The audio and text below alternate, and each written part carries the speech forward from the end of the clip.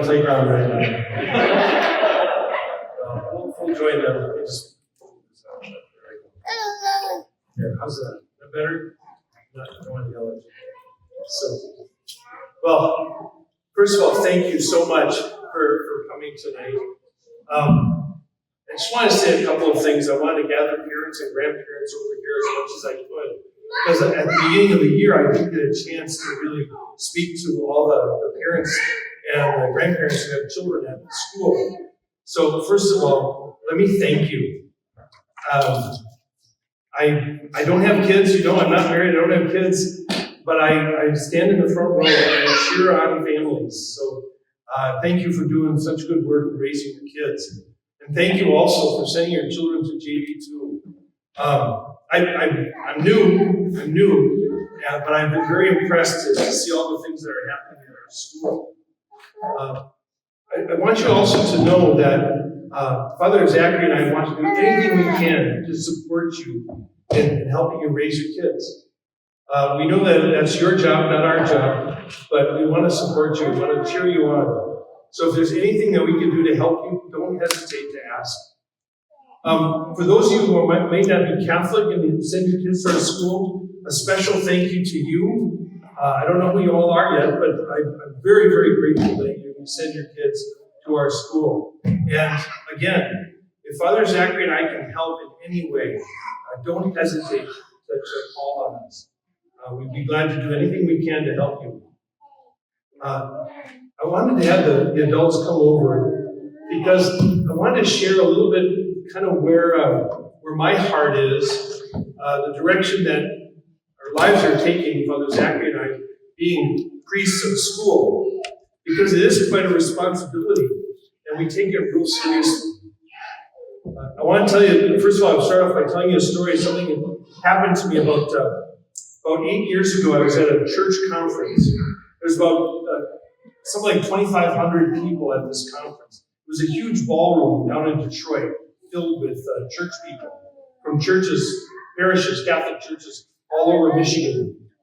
And at one point, the director of the conference asked us, he said, okay, I want you to think of what's unique about your parish. What's different than your parish? Why is your parish different than the parish down the street? Because the parish down the street, they have Mass, they have the Bible, they have priests, they have the sacraments. Why is your parish different than those other parishes? What's unique? And so we all kind of started talking among ourselves, trying to figure out what's the unique thing about our parish. And all of a sudden, we got a priest from the one side of the room. He starts trying to get our attention. So we all turn, and he turns on the microphone and he said, we're from just outside of Detroit, my parish. He said, 2 years ago, the state of Michigan bought property across the street from my church. And they built a prison there. He said, so we have a prison right across the street. And he said, you know what? We don't have a prison ministry in our parish. We're the only parish, the only Catholic church in the state of Michigan that has a prison in their front yard. And we don't have a prison ministry. That's what's unique about our parish. So we're going to go home and start a prison ministry. And everybody applauded. They thought, great, Captain Obvious, you figured it out. Good for you. So I turned to my friends that were there and I said, well, what's our prison? What's our prison? Well, I didn't have to do that for this parish because it's pretty clear. We have a school in our front yard. Your kids are in my front yard. So that's what's unique. And that's what Father Zachary and I are going to focus on. We're going to focus on the children. We're going to focus on the young people. We're going to work really hard to strengthen our religious education program for the children who don't go to the school. But we're going to focus on the young families of our parish. That's our prison. And I mean that in a good way. So what is that going to look like? Well, I guess I just want to share this encouragement with you. Someone once asked a guy named Curtis Martin. Curtis Martin is a Catholic evangelist. he has started lots of movements in the Catholic Church. He's really a bright guy. And someone asked him, what's your biggest concern for the church right now? What's the biggest problem that we should be addressing? And he said, I can explain it this way. Imagine yourself about to build a new home. You've saved up for years, and you're going to build the nicest home that you can afford.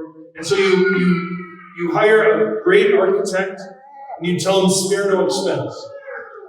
And he designs a beautiful home, and then you hire a contractor. You say, put all the best stuff in this house. And so the contractor goes to work. He does all the electricals, beautiful fixtures, and all the best wiring, and all the best controls for everything.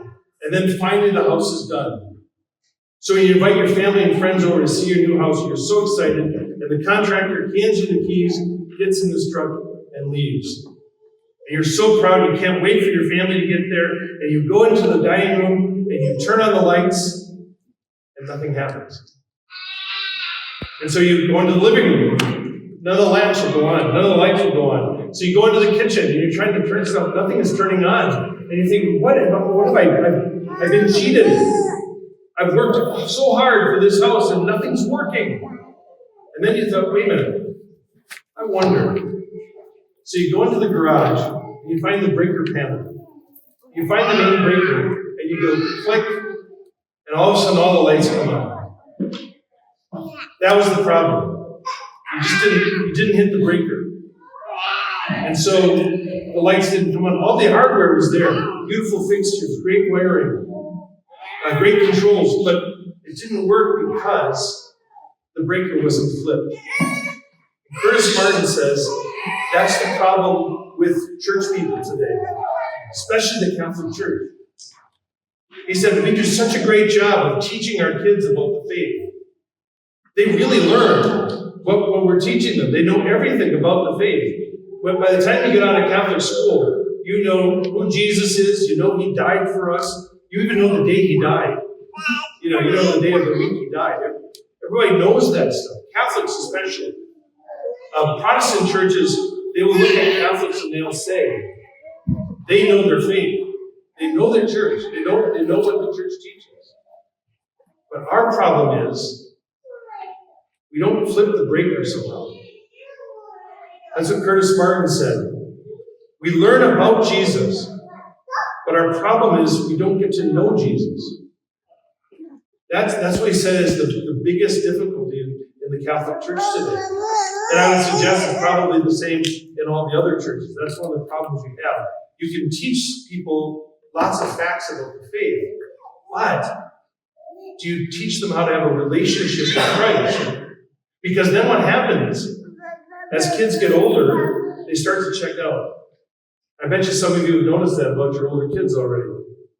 A recent survey was done about 60% of Catholics in the United States don't practice their faith. They either are non-practicing Catholics or former Catholics. 60%. There's about 80 million Catholics in the United States, 80 million, about that. You know what the next largest denomination is? It's not the Baptists, it's not the Lutherans, it's the non-practicing Catholics. They're the second largest religious group in the country. Practicing Catholics is the biggest, non-practicing Catholics is the second largest. It's really disturbing. And I'll tell you this is something that's very, very scary. The surveys that have been taken say that people who leave their church usually make that decision by the time they're in 6th grade. Think about that. Yeah, that's pretty scary. They may still participate, but they've already checked out once they hit 6th grade if they're not going to practice. So, and what's happened? You can still teach them the faith. They can still learn about the faith, but the switch is off. The breaker's off. That's our challenge.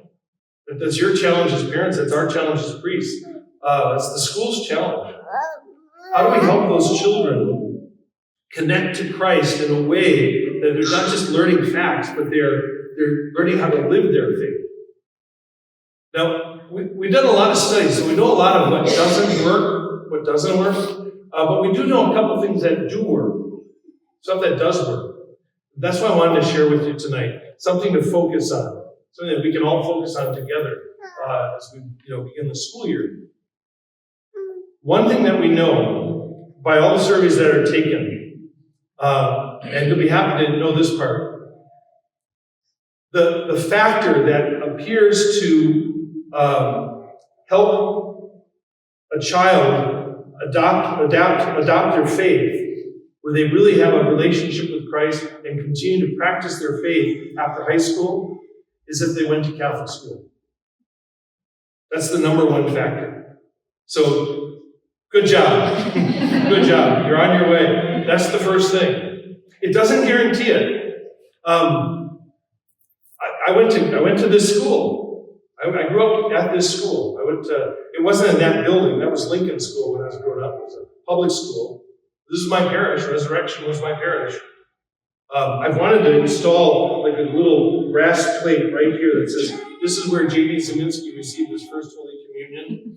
And I wanted to put my brass plate, this is where he went and made his first confession.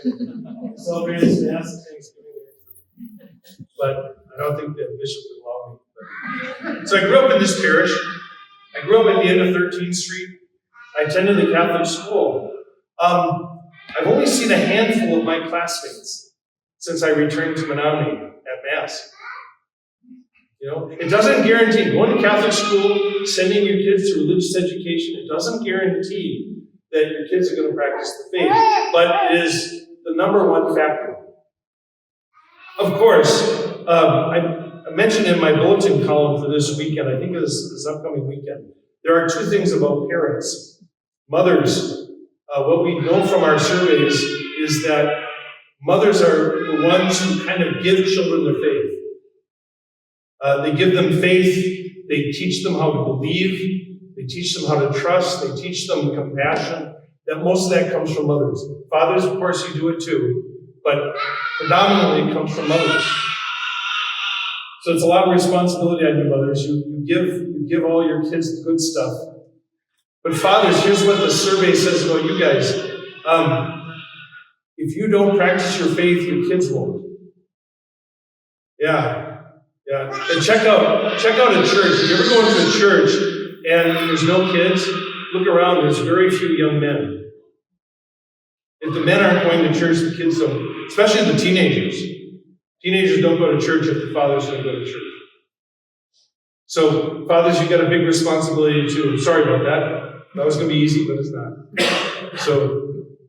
And really that comes to my second point. The first point being sending your kid to a Catholic school. That's the number one factor in helping a child adopt a faith, have a relationship with Jesus. The other factor is this. Here's another thing that we know is helpful and it works. You have to be involved in the life of your church. You have to be involved in the life of the parish, in the life of the school. You can't just send your kids and expect that they're going to become good Catholics, or good Lutherans, or good Methodists. That doesn't work that way. Families that are immersed in the life of their parish they always show that those families do better in terms of their children growing up and living a strong faith. So it's stuff like, going to Mass on Sunday. That's a big thing. That's a really big thing. If you send your kids to school and don't go to Mass, there's a big disconnect. And then the kids immediately read that. You can tell them differently, but they see it.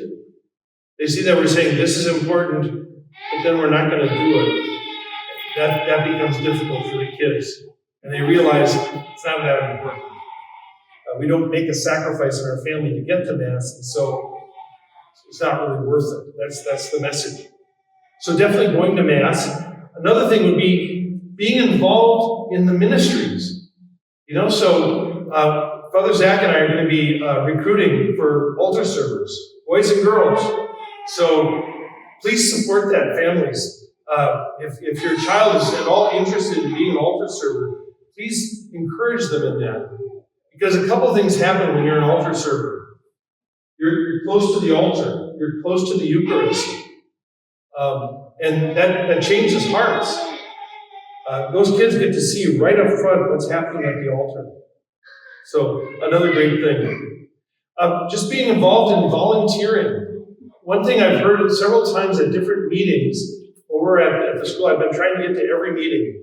You know, I went to seminary in Chicago, and they have a thing in Chicago. It has to do with the Cubs. They always say, good guys show up. So I told Father Zachary, we've got to show up. That's our thing. We got to show up. So we've been going to meetings. One of the things I hear at the meetings is that it's really gotten hard to get volunteers among the adults to be part of whatever's happening at school. And I know why that is. I know your lives are busy. I realize that. Trust me, I understand that. I've got 4 brothers. They all have kids, so I know that. I just want to encourage you to make it a priority because it all works together. Because when your family sees you involved in their school, in their church, it makes a big difference. Here's something else that I wanted to mention to everyone. Father Zachary has been part of the running club now. He's a long distance runner. In fact, he did a marathon just 2 weeks ago. But he's now in the running club with your kids. Well, what I'm going to do, I'm not a runner anymore. You can probably tell. But I've done children's choirs for a long time. So Mike and I have been working on a plan to have a children's choir at the school. And we'll do it, we'll have for our children's mass, our student mass, we'll have the choir sing from time to time at other venues, other things. Christmas time, we'll do some special things. But Catholic, non-Catholic, doesn't matter. Have your kids, encourage them to join the choir. I want a big full sound, It would be so wonderful at Christmas to have the kids spread out completely across here so we can sing some songs at Mass. So I'm used to choirs of about 40 to 50, 55 kids. So I'm really interested in having a lot of children in that choir. I want a nice big sound. Again, it may seem like a little thing, but it's a way that they can participate. And of course, then you'll be at their concerts and you'll be participating another way too. So please support that when it comes time for us to recruit for the choir. Another thing that I wanted to mention too is that, and this is, again, it goes to the whole thing of being involved in the life of your parish, in the life of the school. It's volunteering, it's taking ministries, it's coming to Mass. Come to the children's Mass. Come to the student Mass on Fridays. Everybody's welcome to come. We have changed our rules a little bit on the children's Mass, on the student Mass. We lock the doors now when Mass starts. So we're being as safe as we can. So just get here on time. That's the big thing. But come to the student Mass. Come to our school Mass.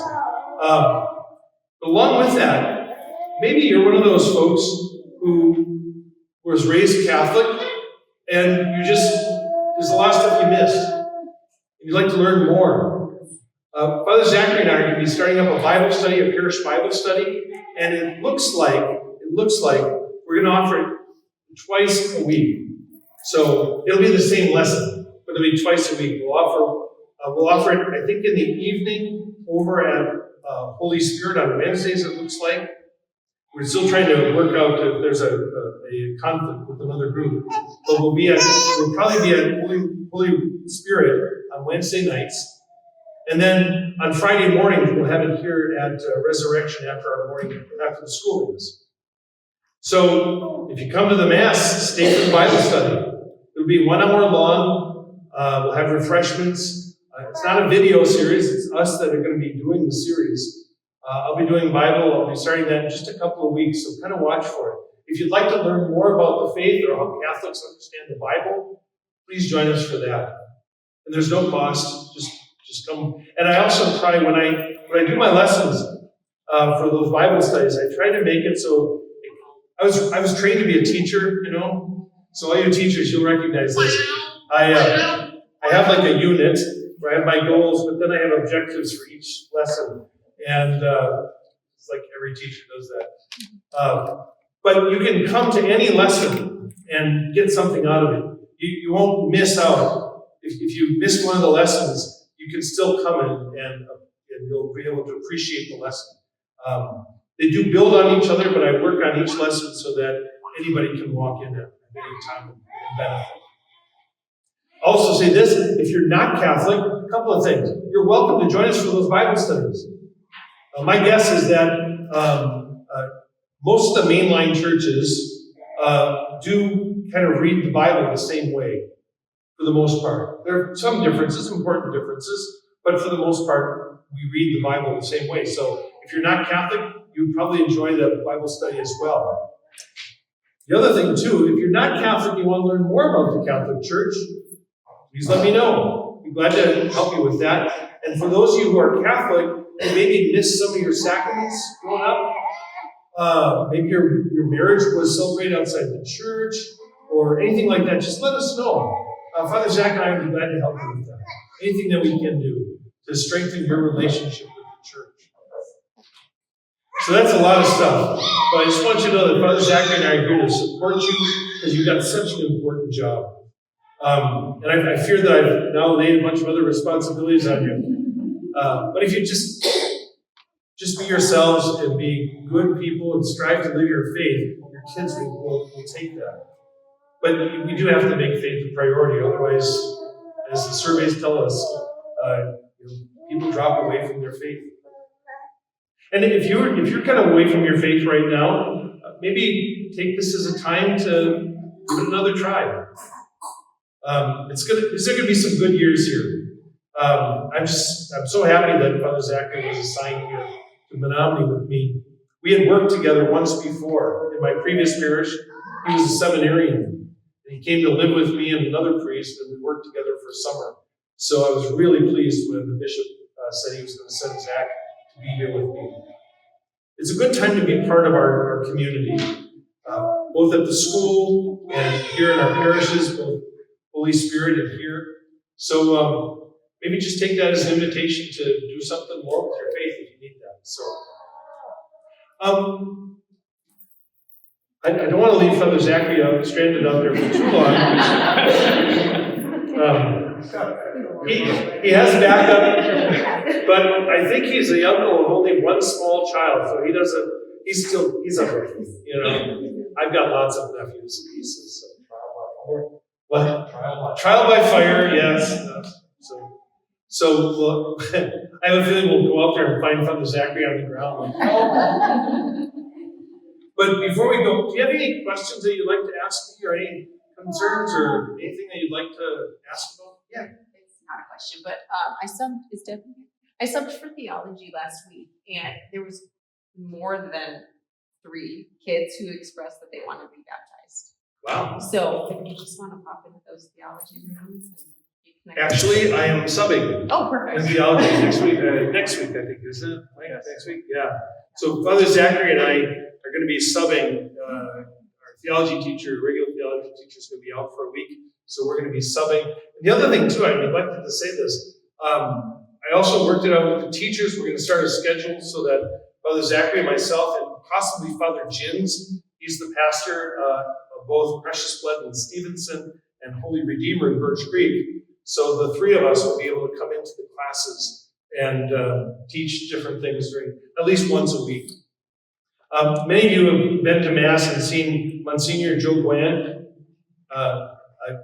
I hesitate to say this because I'm being videoed, but yeah, it looks like Yoda. Father Joe was one of my priests growing up. He was here in 1972 to 74 as priest.